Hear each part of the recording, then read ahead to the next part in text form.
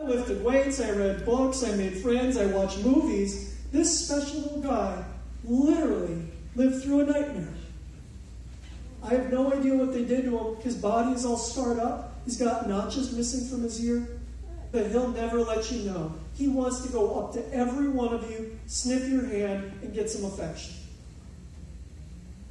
Junior is my lesson in resiliency. And so I vowed from that day forward, I'm never going to complain about having to go to prison. Who cares? It was what it was. It was 15 years ago. I was a hubristic 20-year-old leading a grassroots campaign. But right now, with Junior at my side, I am so lucky and fortunate enough to know people like Brooke and Jeff and all of you, and travel around the country advocating for laws that say these animals have a right to life. This is an animal rights issue. A lot of people think of it as welfare because we're rescuing after the testing is done, but it's a rights issue. We're codifying a right in the law that when the research is done, you can't kill them anymore. You can't dispose of them as your dirty little secret. They are individuals, and they're going to get a home. And we're going to work on this until there are no more dog labs, there are no more cat labs, there is no more animal testing. We do this for the sake of the animals and for the sake of us, too, for our human health. Being involved in animal rights has been an honor of a lifetime, but it's also been, like many of you here, a burden. Because so many of us carry with us the anguish we know that happens. You've all seen the factory farm footage. I'm sure there's some on your EarthSavers website. Many of you have probably even gone to factory farms or been at circuses as they're bringing those elephants and those tigers in. Or not anymore, right? Bye-bye, Ringling. Shining in your necks. Or you've been to a roadside petting zoo and you just see the deplorable conditions. We cannot, even though we are so compelled and we feel so emotional, and we should, we cannot let the heaviness and the burden of this crush our spirits.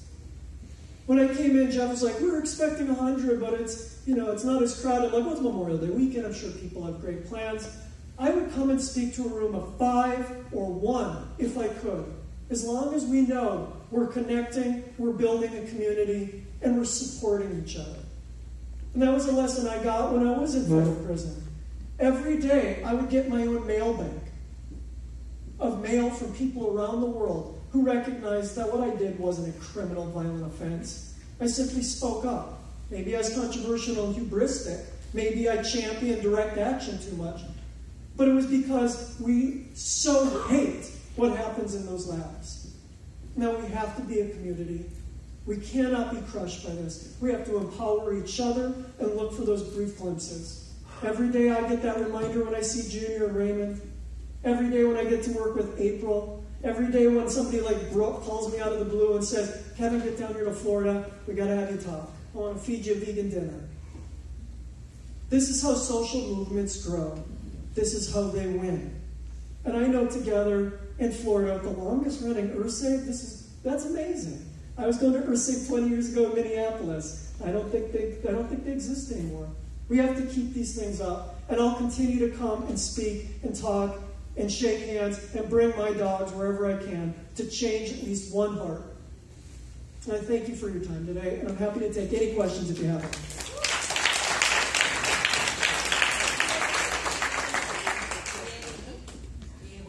In the prison? Not well, but I did. It's not delicious food. I get a lot of refried beans and Fritos and bananas and apples and oatmeal and peanut butter sandwiches, things like that. Yeah. So they wouldn't make any accommodations. I actually petitioned them to carry soy milk in the prison commissary that I could buy with my own money, but they wouldn't serve it to me for free. No. And the soy milk were these little tiny Eden soy cartons. I'd forgotten Eden soy existed. And there are these little cartons, and each one was $2. So it was a luxurious habit, but I made do. Right back there, sir. What's your view on abortion? On abortion, my view on abortion is it's off topic to this conversation, so let's move on. Because that's one that could divide a room real quick. Go ahead. I'm sorry, what is the name of your group or website? Oh, thank you. The organization I work for is called Beagle Freedom Project. It's bfp.org. And you can go on there and you can download our app. We've got this great free app for your smartphone called Cruelty Cutter. This is one of my favorite things we've ever done. It took 2 years to develop, but you go to any store, whether it's Target or Walgreens or CVS, and you can scan the barcode on any shampoo, makeup, household cleaner, bath and beauty product, and it will instantly tell you if it's tested on animals. And then you can either socially share your purchase or your protest. And my favorite thing about it as a data nerd is on the back end, I collect all the data. And as a one-share shareholder in Procter & Gamble and L'Oreal and some of the others, Johnson & Johnson, I get to go to their AGM, their annual general meetings, and present them with research saying, based on our app alone, this is how much market share you lost. This is how much loss per dividend your investors are losing. Because if you're not going to listen to the ethical argument, you're certainly going to listen to that financial one. So please, everybody, download Cruelty Cutter. It's available in the iTunes Store and for Android as well. You've got it right there.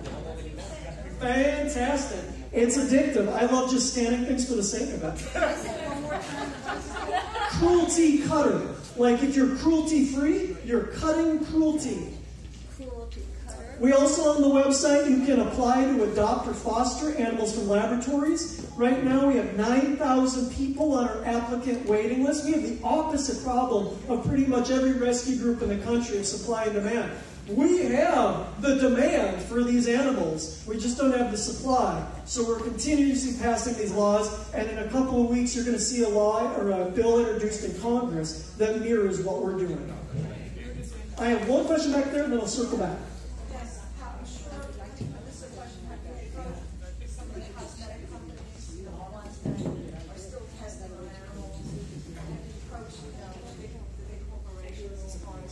Cosmetic company. Sure. We have reached out to every company that does, not just does animal testing, not just the laboratories, but those like the cosmetic companies that sponsor it. And we put it to them that we don't like what you're doing. It's not legally required to test cosmetics on animals. You know, I've been brushing my teeth with toothpaste not tested on animals for years. I've got healthy teeth.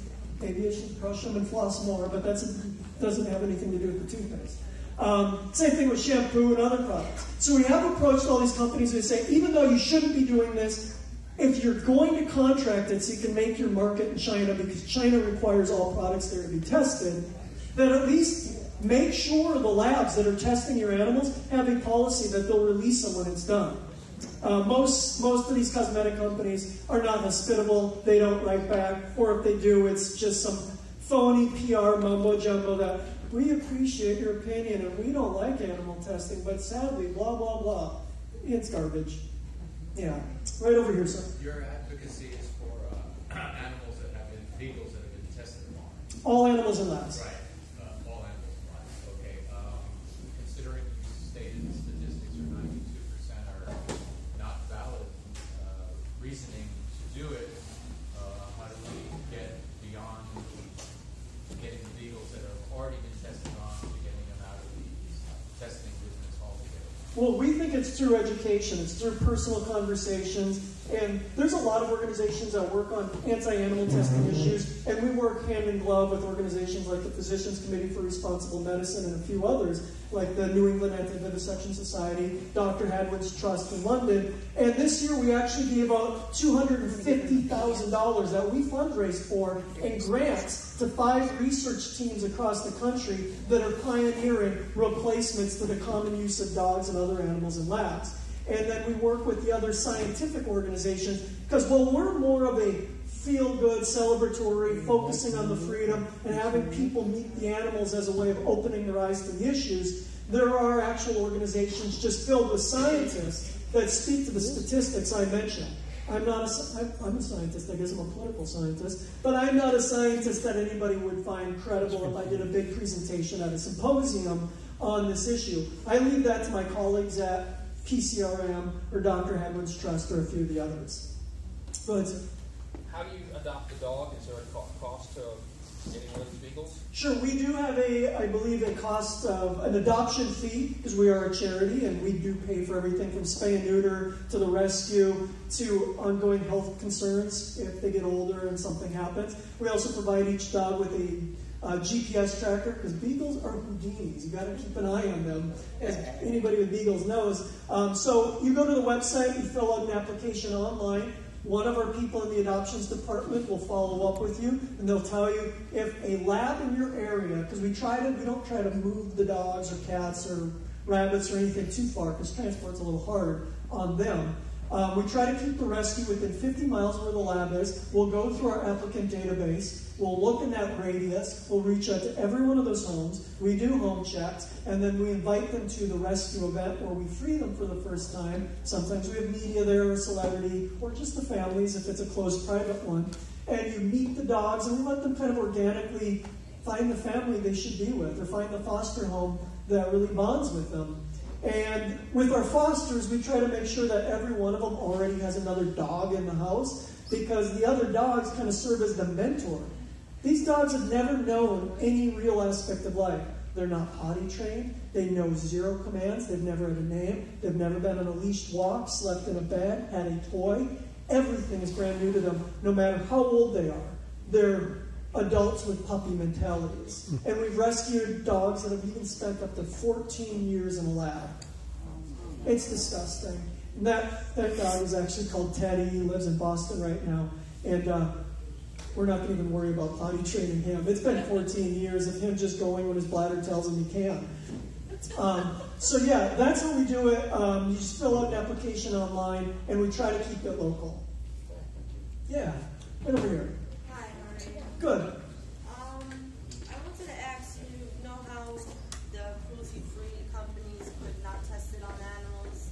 Is there any petition to start making that the companies that do test on animals put that on their bottles? I've heard that idea before. I don't know anybody else working on it that would mandate that you'd have to put a label on your product that says this product was tested on animals, instead of how we always do when we go in the store and you look for that leaping bunny logo that says cruelty-free, not tested on animals. It's a great concept. I don't know if anybody's championed it yet. Not the only way, but like the most profound way is by demand.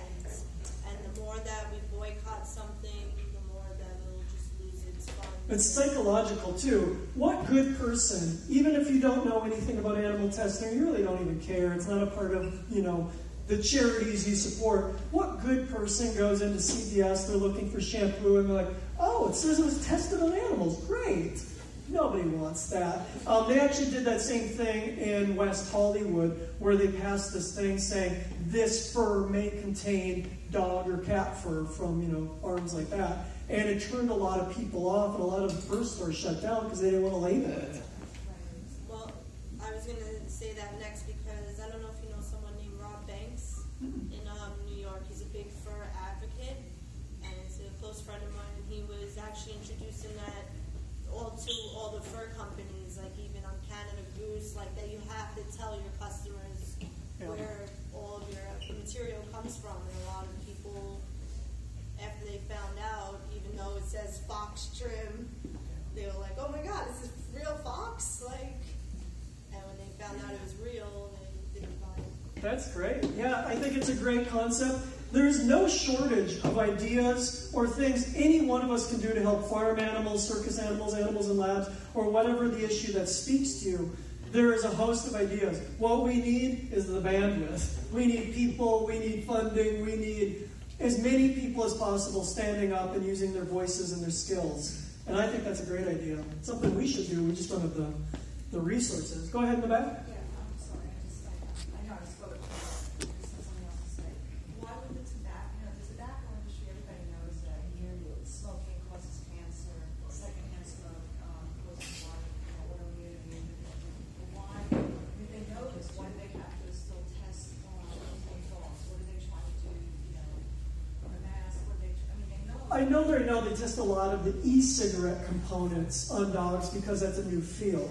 The videos I saw as a high schooler were probably from the 70s, so they were a little dated. Yeah. Yeah. No, they're doing e-cigarettes, yeah. And I know they are using beagles in e-cigarette testing. And even if it wasn't beagles, if it's any animals, it's horrible. Go ahead, sir. Are there any animals that really don't have brains that could be used for testing? Like, I just think like jellyfish or something like that. I know a lot of people I would nominate. Commonly, there is a move in some quarters thinking that it's more, they use zebrafish. I can't speak to the ethics of it because I don't know enough about zebrafish or their cognition or their sentience. I just would prefer that we pioneer and replace all models of animals for something that more closely replicates the human system. And it's getting to the point now where it's not just like, is the animal a close enough model to the human? It's to the point now where you don't even want to test something on men if it's for women. Or if it's for Jeff, it may not work on me. We have different bodies, and a lot of the research is getting down to that molecular level, that DNA level. I've known about this for quite some time, this animal testing, and I'm not trying to harm anybody or anything, but I think there are enough people, humans, on death row with absolutely no chance. Absolutely. You know, they're Hector, whatever that guy's name was. Hannibal Lecter. Thank you. Why is that inhuman to test on them? If we're testing to see if it's safe for humans, why not test it on a human? And what other human?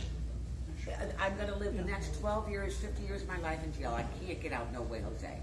Okay, so the question, if anybody didn't hear it, is why don't we use death row inmates instead of animals? Well, I will grant you this. It would be more accurate because they're at least people.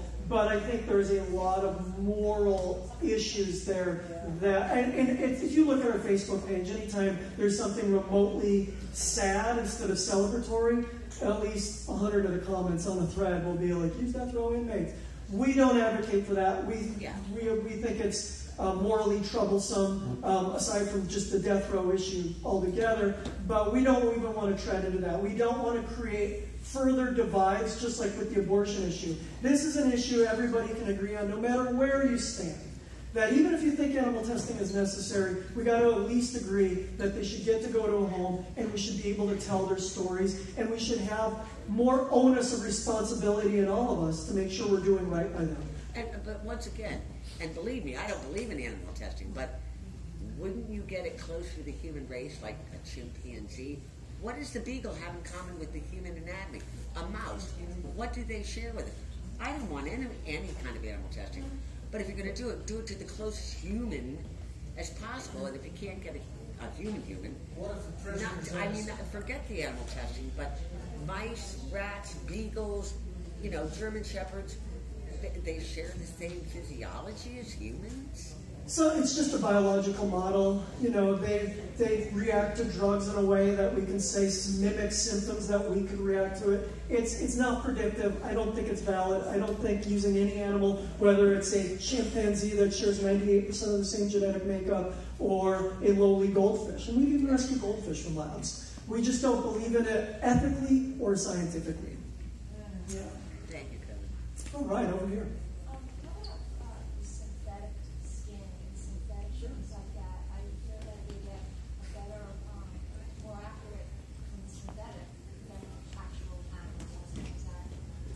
The question from over here was like, there are some alternatives now, like synthetic skin. They're actually more accurate than using a beagle skin, or usually they use pigs for dermatology testing. Really gruesome stuff from burns and lacerations. And I agree. And I'm not a scientist, and we do have a scientist on staff, and he can speak to you about organs on a chip that are showing greater promise than anything we do. One of the research projects we just funded was this scientist at the University of Pittsburgh who is literally creating an artificial nose for inhalation studies, because it's just simple things. A beagle, the topography of a dog's nose is so different than a human's. How they inhale and absorb the different components and chemicals and toxins is completely different than how you or I would do it. So she is literally building an artificial nose to replace the use of dogs or any animal in inhalation studies. And I think that's the future. And the more we can get that out there talking about, the more we can convince the younger scientists coming into the field to not follow that same pattern of, well, I'm a scientist, I have to test on dogs in a basement. No, they have to break out of that mindset. Yeah. All right, I'm going to go here and then over here. Last one. Instead of death row inmates, can we use members of Congress? What about the administration? That was just a joke. That was a joke for any federal agents listening. There are no threats being made. I am not going back to prison. Go ahead over here, Mom. Okay, there are two ladies in here. One is in the black and white shirt, sitting at the table right there, who represent cruelty-free products. Oh, fabulous. So that would be interesting for you, too. Oh, Arbonne. We love Arbonne. Everybody, Arbonne is a great online beauty and health product. I use it. It's in my travel bag right now. I kid you not. And Arbonne has actually been a great charitable sponsor for our organization. Anytime we do like a big event or a fundraiser, we need gift items or silent auction items, they come through with flying colors, and we love Arbonne. So if you're the Arbonne rep in the area, everybody goes, is it Celia? Everybody sees Celia. We got to support the people that support the animals. Yeah. All right, folks, have I talked your ears off enough? Do you guys want some dessert? I know there was cake back there. Did you already pack it up? You already ate it? All right. Suckers. Well, I appreciate everybody for your attention. I appreciate EarthSavers for bringing me down, Brooke for cooking for us. This has been the highlight of my Memorial Day weekend, and I'm looking for 3 more days of it. I'm going back up to see my 2 dogs. But I'd love to come back down again and see all of you maybe in August or something at your animal adoption fair. Got to adopt animals. Beagle Freedom's going to come down with a little booth. We're going to have people fill out applications. Maybe we'll have some of the beagles there for people to meet. So if you want to meet a survivor, and it's a life-changing experience, it really is. When you see that tattoo, you see the look in their eye and how happy they are. I'll be there, and I appreciate all of you for your hospitality. Thank you very much. Thank you, Corbin. Dr. Flora has a follow-up comment or two. There is such an added, you're a fantastic speaker. Thank you so much again. I hear you a lot and see you a lot on the internet. There's such an added benefit of being a vegan and being an animal lover. I worked at Murrieta Hot Springs with a group called the Aligned Polarity Therapy people. Those of us that were really into the program there, we could walk by the ducks and the snakes and the other creatures, and they wouldn't even move because we didn't smell like death. That's exactly what happens when you eat there. A lot of people don't realize that all the fear and the terror that the animals feel in these factory places are stuck in their fat. And when you eat the flesh of the creatures, those feelings that are stuck in that fat go into your body. This is so important to understand. About 3 years ago, I was headed out to the Patagonia, Arizona area to visit Dr. Gabriel Cousins to learn his program about healing diabetes. And we kept seeing this sign on Highway 10. See the buffaloes. See the buffalo families. Well, I stopped the car. The 2 companions got out. I went immediately back there to see what they were doing with the buffaloes. I found this old bull back there behind 2 barriers. And I looked at him and I saw the cows, 2 cows and some babies. And I felt that they were really starving for something green. So I looked around, I picked up all of these weeds, And I just went past the barrier and I held it up to the bull. And he took it from me and he allowed me to scratch behind his ear. Oh, he loved that. Now his fur was coming off. It was just so hot. And they were really uncomfortable and miserable. Then he allowed me to feed his cows and some of the babies. I went back inside. I happened to be looking for a real Mexican blanket. They were all from Thailand or someplace like that. And I mentioned to one of the workers that I had been out back with the bull.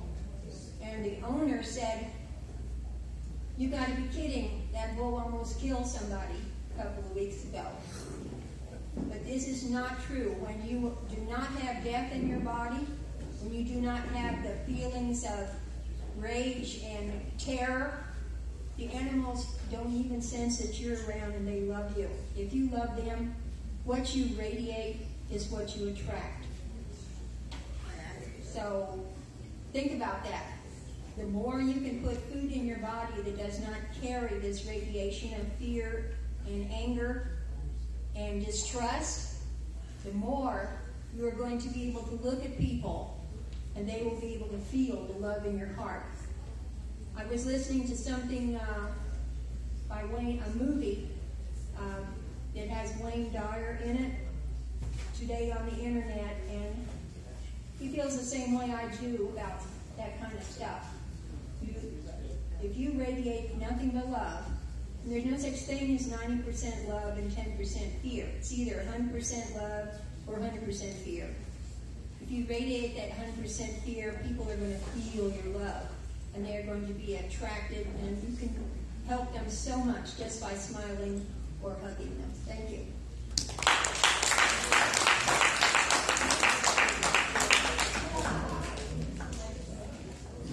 Okay.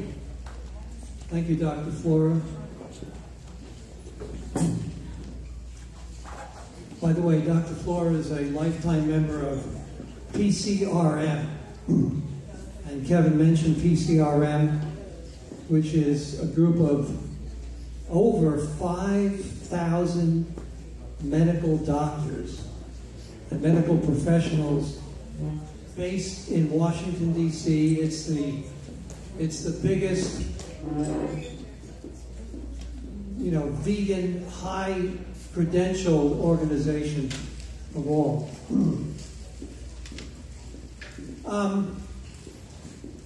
We are not really commercially driven. In order to get some money to put this event on, when you think about it, Chef Brooke cooks for 100 people tonight. There is more food. You didn't eat it all. There's plenty of leftovers there. And guess what? It's free. Don't eat those little chocolate things. They're no good. Leave those for certain other people. Don't eat those. Are there chocolates over there? If there are, they're mine. Or we can share them. Okay, we can share them.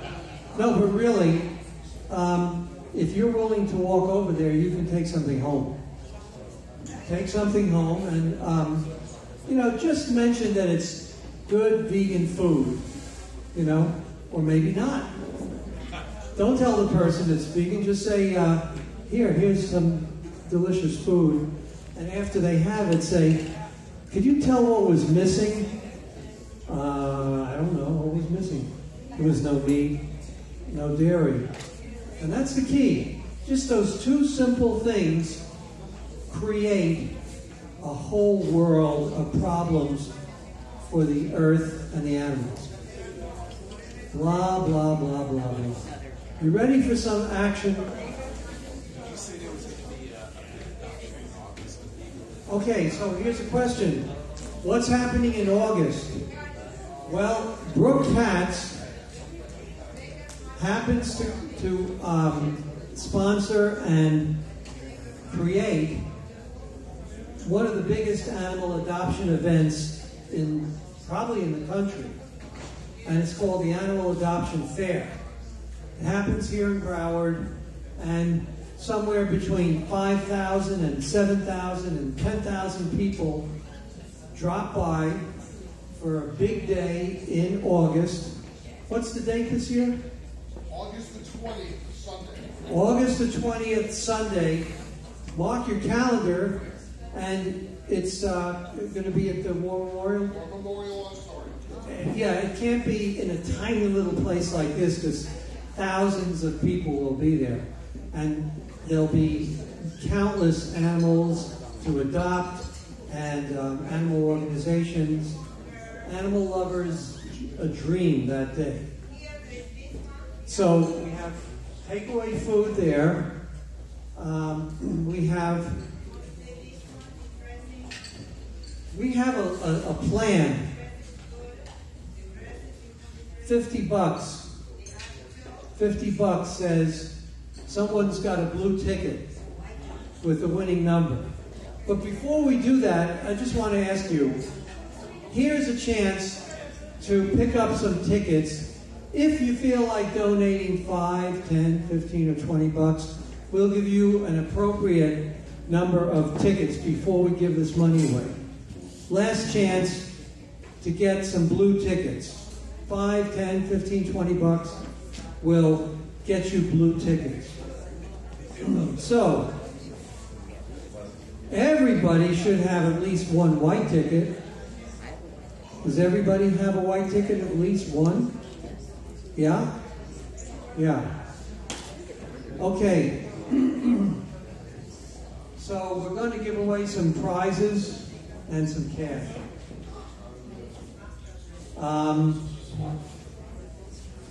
Stu, did everyone know Stu Edelman? Thanks, Stu Edelman, one of our great volunteers. He's there at the door, trying to make people happy, giving away white tickets, vegan rewards tickets. You do something good for veganism, like come to the event, like bring a friend, like come early, and you're going to get some of these white tickets.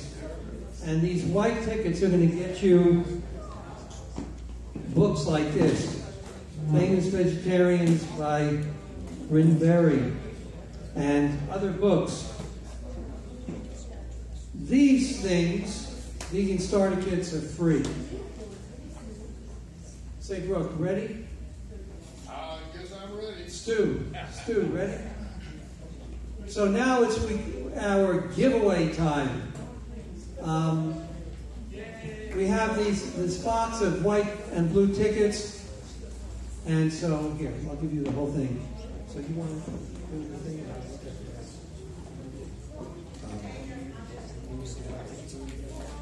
We're going to give away.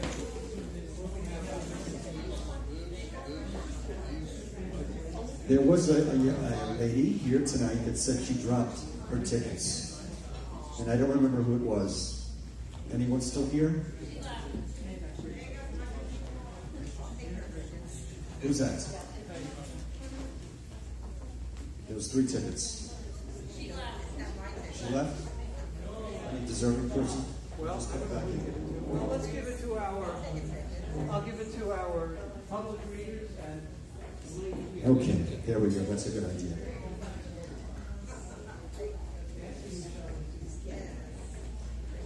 So we're going to give away for the white tickets just for showing up and bringing your utensils and eating plates and all that, and showing up before 6 p.m. Early birds, you get an extra ticket. Bringing a new guest, we give you an extra ticket also. So the first ticket is white ticket. The last 3 numbers are 176. Number 176. And we have a winner in the back. Yes, one of our very nice volunteers tonight.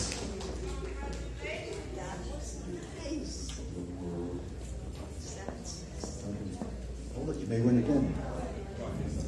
Excellent. Okay, very good. It's Merle. Okay, Merle.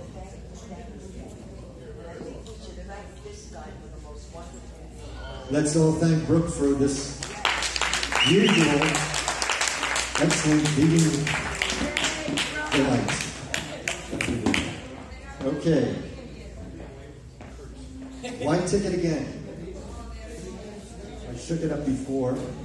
I turned the bottom on the top on the bottom. Okay, the last three numbers are number 268. 268. Anybody? 268. Yes? 268? Okay, we have a winner.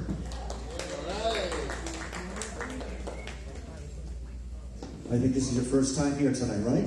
Okay, thank you, Joanne. Yes, it is. Joanne, this is our first. Welcome to Joanne. That's the cookbook because we love animals. We even have recipes for animals in there. Okay, that was a nice recipe book. We have another one? Okay, and this one will be for this commemorative plate. Brooke has a great commemorative plate. It shows a beautiful little deer, a mother deer, a doe, and her little fawn. And it's all authenticated, and this is one of a beautiful set. Okay. And the lucky winner tonight is, the last three numbers again is 186. 186. 186. Okay. Yes, it is. Haley got the prize. Commemorative plate. And for Haley.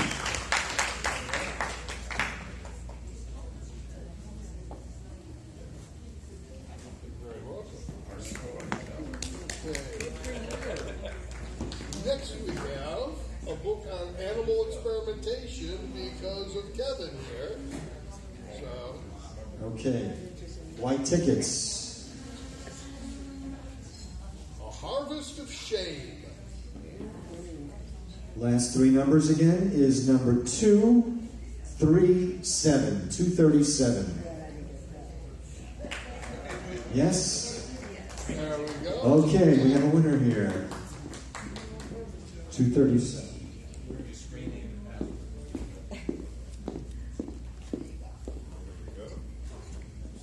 Thank you.